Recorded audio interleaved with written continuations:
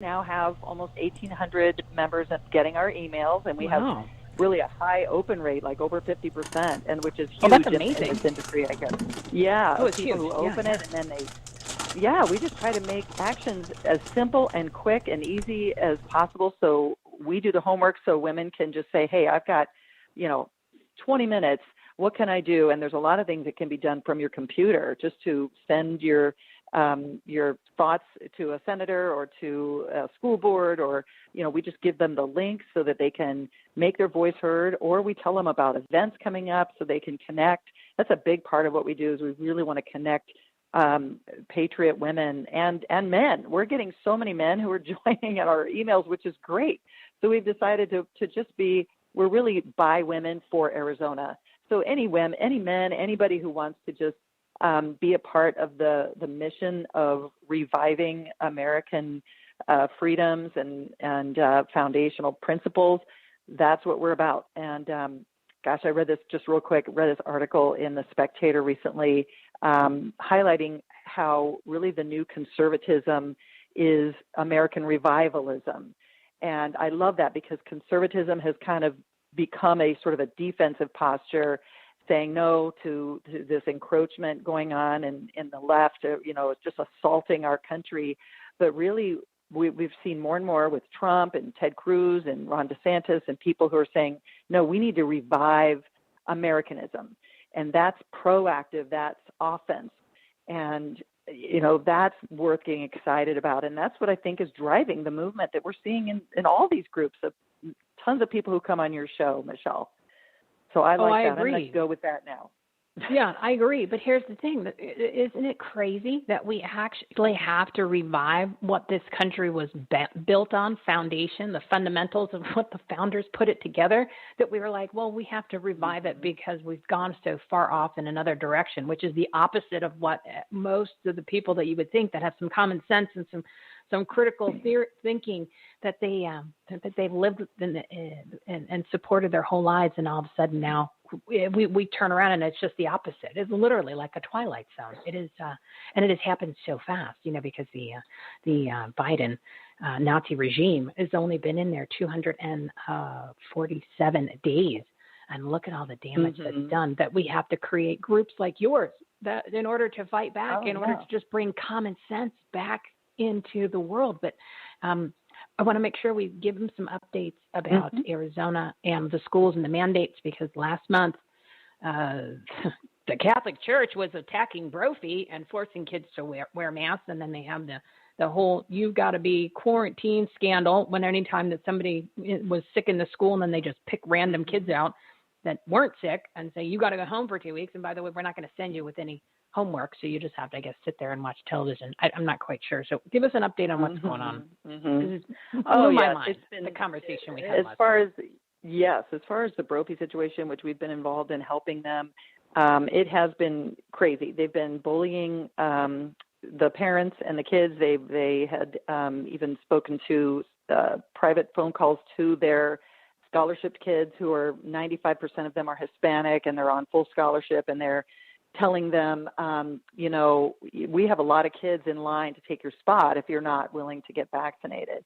And this is from several parents who've spoken to us about it. And of course, they're terrified to come out and say anything, because they feel like this is a big opportunity that their son can come to Brophy and receive this education that they could never afford. And so that's one way that Brophy's been bullying parents. And another one is, like you said, just forcing them to do this onerous testing policy that if you don't get your vaccine, you have to be tested twice a week, asymptomatic. And this is one thing that just happened, because it started on the 13th when the testing part of it took place.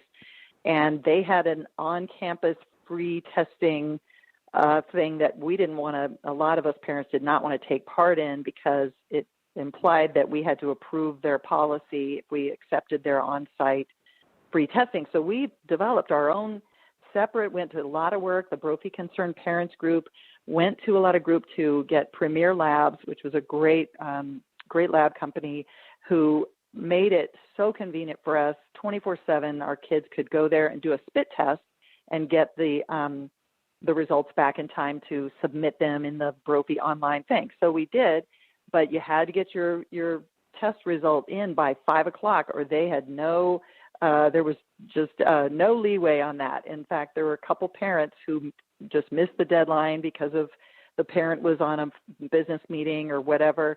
And these kids, the next day, they went to school and they were told, nope, you can't come to school today. And by the way, since you didn't get your thing in, you have to go home, and all the work that you were going to do today is now unexcused. You cannot make up any tests. You can't make up any, it's completely punitive. So one of my son's good friends was in that situation, and he had to fight with them to be able to get, to get that, work reinstated. I don't know whether he was able to or not, but to have a test that you can't make up because your mom missed submitting the form by a half an hour. I mean, and then one of the kids, I mean, just so there are some very upset major donors at Brophy who have told us and told several people in our group that they're going to be withholding literally hundreds of thousands of dollars from funding. I would hope so too. Yeah, so that is good news that that the Brophy administrative, these bullying policies are now getting the attention of the ones who have all, tried to just go along to get along. They're trying to do their part. They're trying to play by the rules, and they have a lot of money. But the rules are not good rules. The rules are bad rules. They're terrible rules. It's not even a rule. It's nothing about health. It is. I hope that people are listening to the insanity of what you just said. They realize this has nothing to do with health. It's actually just the opposite. I mean, if you're not sick, if you don't have symptoms, you're not sick. That's just the way it's always been, because that's what we are, humans. That's just it. You don't need a test. You never need a test, ever, ever. And I just gave the list of what's in the test now. We found out there's more stuff. You're actually getting this in your system so they can manipulate your DNA just from what's on the test swabs. Well, here's the other thing is in the school on the at-school free testing, which now I have been forced to get my son to do that because they have now Brophy banned our Premier Labs testing with the spit test because they said it's an at-home test, and it's not an at-home test. You go to the location, you do it in your car. The healthcare person takes your test. So Brophy's refused to accept that. So now they're forcing us to use the one at school, which is actually a pooled test, and it's the nasal swab, but they can put up to 25 kids' pooled results in one test. So that way, if anything comes back positive, all 25 kids have to come back and get retested individually. Oh my God. I just, the insanity, Kim, I can't even, there's so many things that I want to say that I can't. Well, it's not that I can't. I'm just out of time. Parents are leaving. Yes, everyone should just take the kids out of school. Leaving, and that's what we have to do. School. Mm-hmm. Bankrupt the school. Just yank all the kids out, and then if they actually change their ideology, because like you and I talked about when we did the longer segment, this is just one thing that they're teaching. I guarantee you that means that the rest of the stuff is skewed because they're part of the problem. I mean, I cannot. Anyway, give the website because I got to go. And they're defying the major portions of the Catholic Church as well. So it's really rogue. The Catholic Church is just as corrupt as the Pope, as the Vatican. They're all part of the problem, and that's just disappointing to see the destruction how they ruined that once great institution. That's a whole nother show. Yep. Yes, it is. Thanks for giving us a chance to kind of tell the story and for people to get to pay attention and get involved and speak up. Yeah, we'll have you back on for a longer segment this month because there's just too much going on. So give the website, would you? Oh, yes. Please go to azwomenofaction.com, and you can sign up for our emails, get those once a week, and we are improving the website as we speak. It's getting better and better, and there's more effective action people can take so we can turn this ship around. Oh, yeah, because otherwise, right now we're on the Titanic, and it's actually going down into the water. Right. This is the point. Right. We're just at the point before the back end breaks off. Right. And then we know how the rest of the story turns out. Yeah. Oh, yeah. Then there's even less lifeboats this time around. So thank you, Kim. I'll shoot you an email today, and we'll get you guys back on for a longer segment during the soapbox because there's just too much to talk about, and we gotta get the truth out there because these parents and these people, they gotta know, they gotta stop these tests because the tests don't even work. 97% comes back false positive most of the time because they're actually not designed to detect viruses. That's from the guy who made the test.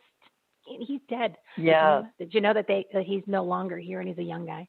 Gee, I wonder what happened. All right, Kim, go fight some crime. Would you? I will. You keep up the good work, Michele. All right. Thanks, my friend. I'll talk to you later.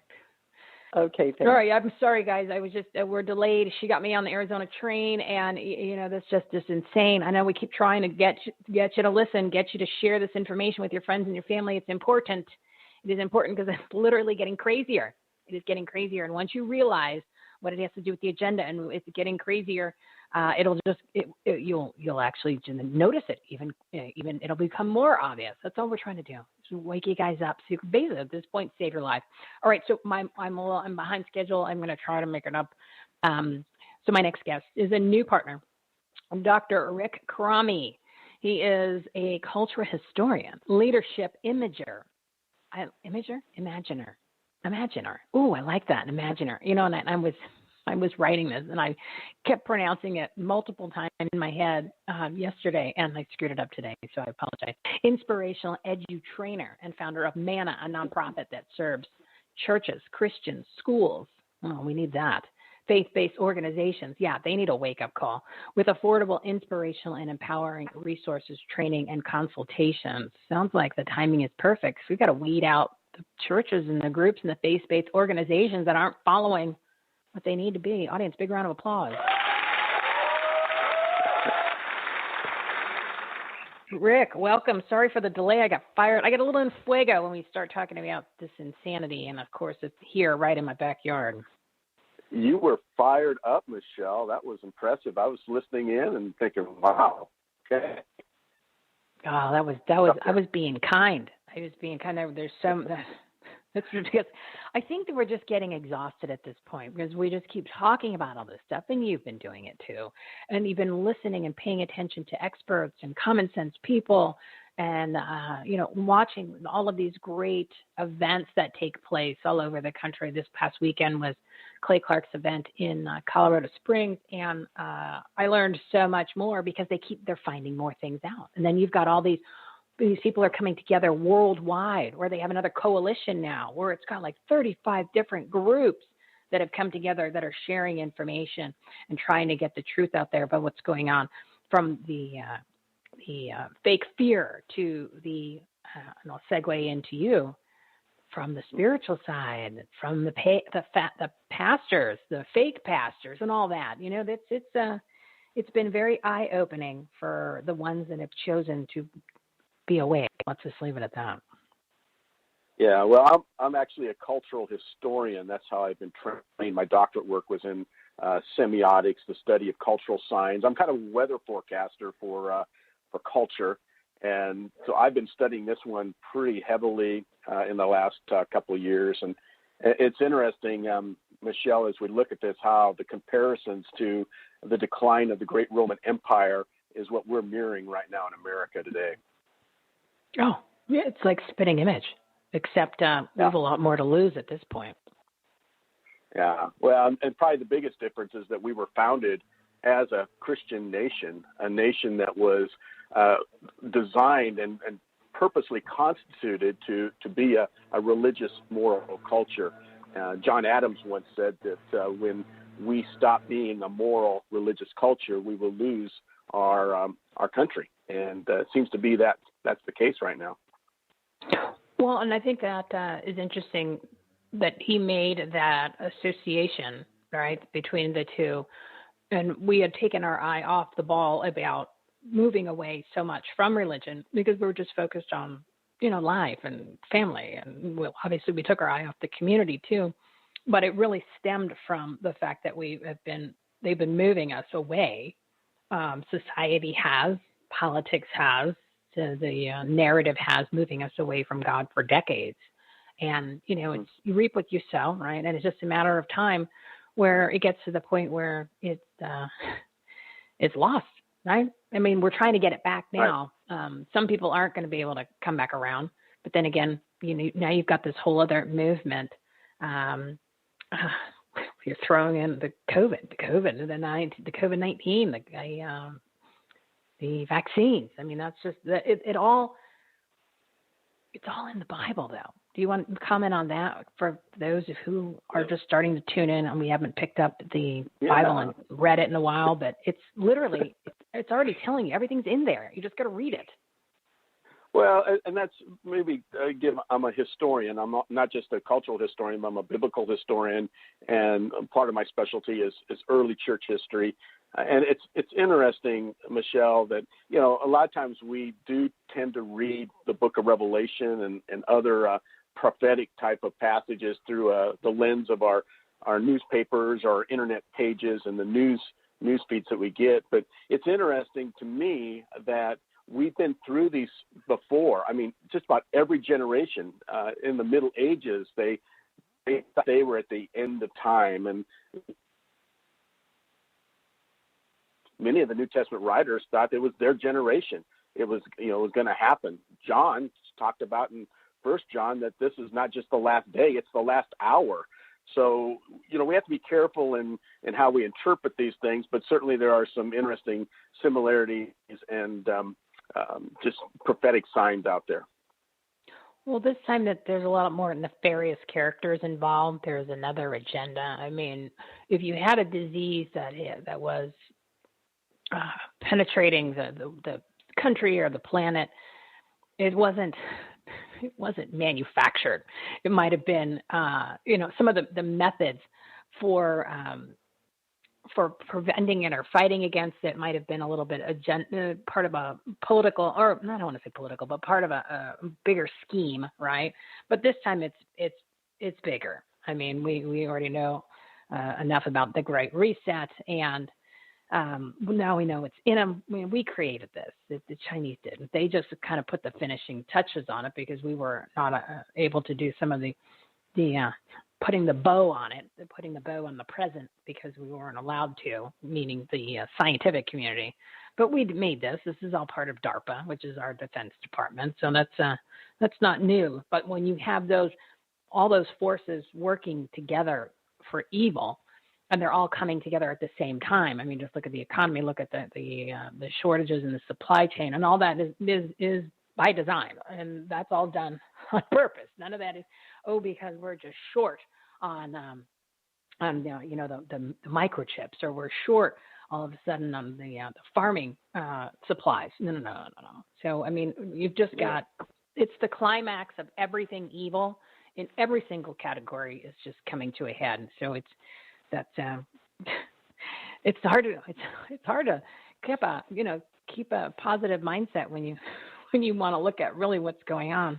I can understand how some people just say, you know what, I'm just going to go to work and take my kids to the indoctrination centers of schools and not pay attention. But like I said, it's anyway. How about something positive, real quick, to give to the audience with another minute left?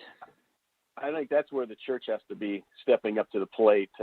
In every generation in which you look back historically, all the way to the first century, the church has stepped up. There were unexpected plagues on the Roman Empire in the first 3 centuries as well.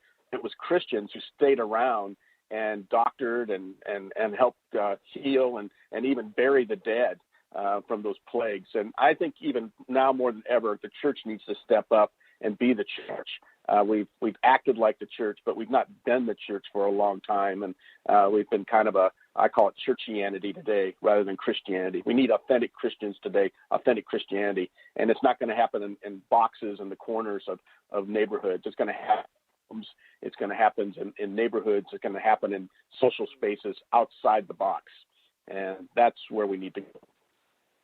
Yeah, for sure. And of course, don't forget all of those brave pastors who just cowardly, I'm being facetious, just shut down their churches because somebody said, you got to shut down your church. okay, I'll do that. Yeah. And then a lot of them are still shut down. A couple of months ago, it was 60% of the churches were still shut down. So choose your churches wisely, people, and really listen to what the pastor or the priest or whomever is talking about, because it matters. This language matters. Dr. Rick, please give your website, would you please? Yes, mannasolutions.org is my website, and I'd love to come service your church, help you out with your Christian school. I train teachers, leaders, and pastors. I also do parent training as well. Would love to come and be a part of what you're doing, mannasolutions.org. All right, thank you, Dr. Rick. And welcome to the platform. We'll talk to you next month. We'll go into more detail, and we'll see which direction we all went within the 30 days later. I have the feeling it's not going to be in the one we want to talk about. But, that's where people like you to help us out. So thank you so much, my friend. Stay positive, Michele. I'm working on it, I tell you. You want to slap some people upside the head. I said, normally you'd say, okay, well, we're just going to hit you up the side of the head with a 2x4. But the 2x4s are so expensive, you can't even buy one to knock some sense in anybody anymore because they're too expensive. Supply chain issues, right? Fake, all fake. Doesn't have to happen. You know how many ships are sitting on the coast of California just waiting to get into Long Beach? It's unbelievable, people. It is unbelievable. All right, I am way behind. I want to bring on my next guest, is Dr. Amy Novotny. She's the founder of PABR Institute, which provides one-on-one coaching through Zoom to help people reduce and eliminate pain, stress, anxiety, orthopedic surgeries, sleep issues, and the need for medications through a non-invasive form of calming the nervous system, which is what I need. Audience, big round of applause. We're going to get healed. Dr. Amy, thank you for your patience. I'm a little over today on my time, so I apologize. It's okay. I'm excited to be here. Thank you for having me on again. Well, and I mentioned, you're very welcome. What I mentioned earlier when we were reading off your name, every time I see, because of last session when you were on last month, everything that you were saying that people should not be doing, I was actually doing at the time when you were doing that little exercise. And I wish I would have had a picture.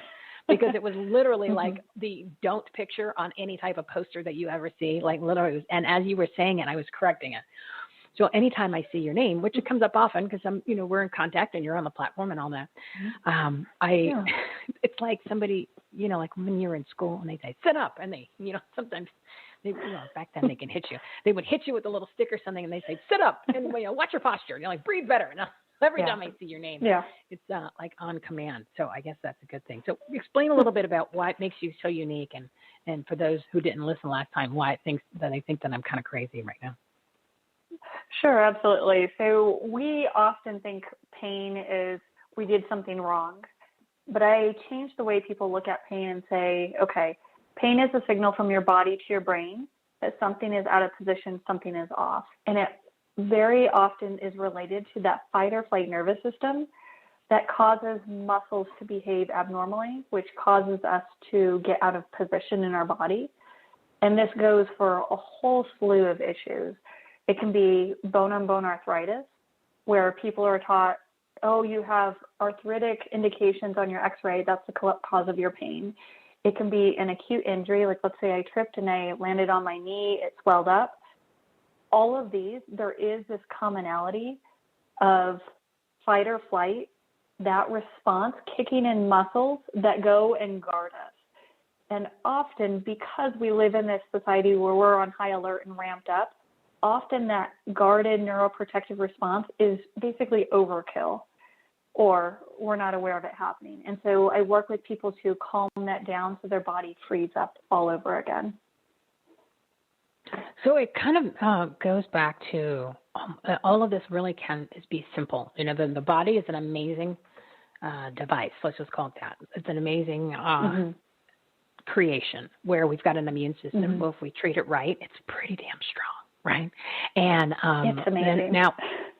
And now we're finding out that we've got a flight or flight issue. So then, of course, the doctors, these false authorities, all these medical quote-unquote experts who are wrong about everything coronavirus, right? They're wrong about everything at COVID. And now they're telling, that we've been listening to them for decades, right? And then we find out that back in the early early 1900s is when Rockefeller and Carnegie got together and redid the entire medical system. So they got rid of the people like you, and they said, well, they're crazy. The chiropractor, bad. Any type of pain management that's not a medication, bad. And then they made anything that acupuncture, that's really stupid. So we've been forced to just not pay attention to what you're saying here, a little kind of basic common sense, where the body can heal itself rather than throwing in medications and surgeries. But we've got to learn or unlearn everything that we've been told. Like I keep saying that, I'm finding out that everything that we've been told in our entire life is a lie, including what you're explaining right now. Yeah, and it's really sad because even the way that we're taught to breathe is not serving us. It's actually hurting us. If you think about it, every time you go to a doctor's office, you're said, okay, take a deep breath in. And you see everyone lift up their ribs, their shoulders may go up, their head goes back. We're taught to do that. The worst patient. I'm the worst patient. You're just a great example. But we're taught to do that, and we don't realize when you do that, you kick in your fight or flight nervous system. Oh. You're now telling yourself, okay, let me lift up my rib cage, which kicks in our back muscles, which pinches on that fight or flight nervous system, which tenses us up and takes away from our use of the diaphragm. So we teach ourselves like I'm ready for battle. Exactly. That's what I feel like. I'm ready to get in Fight Club. Like, bring it. Let's do this. That's not what I'm supposed to be doing. I'm supposed to be relaxing, right? Oh my God. Exactly. Well, and the problem is when we're always in this fight or flight mode, you're using extra resource and energy that should be going to your creative process or intellectual processes. But we're using it just to put our body in this high alert state. And then what happens is then we wonder, why are we limited in our strength? Why do we feel so tired? Why are we just on edge? All because we exist that way because of how we position our body and how we breathe. All right. Well, can we share with everyone how to breathe properly? Mm-hmm. How do we do that? Yeah, let's go through that. So first, before you do anything with your diaphragm or breathing, you have to get in the correct position so you can start to sense things differently. And this is part of what we talked about a little bit last time. You want to sit back in your chair, let your low back relax into the chair back. Do not put a pillow behind your low back if possible. Try not to, because we don't want to shove your back into further extension. Just allow your low back to curl up. Think fetal position. You want your knees as high as your hips or higher. And if you can't do that, lower the chair or put something under your feet. Now you're in the position of relaxation. Now let's match the breathing with that. Okay. You can use your hands as like a tactile cue. And I usually say put one hand on your chest, one hand on your belly. And then when you breathe in, you want to breathe in through your nose because we want to get the benefits of nasal breathing. Breathe in through your nose, then pause a second to allow yourself to gather yourself. Then you're going to blow out through your mouth as if you have a straw in your mouth, and you whoosh out. As you blow out, you want to let your chest drop in, let your belly spill out, which is counterintuitive to what people are typically taught. And what happens is as you breathe in gently, not a big breath, just breathe in gently, you pause.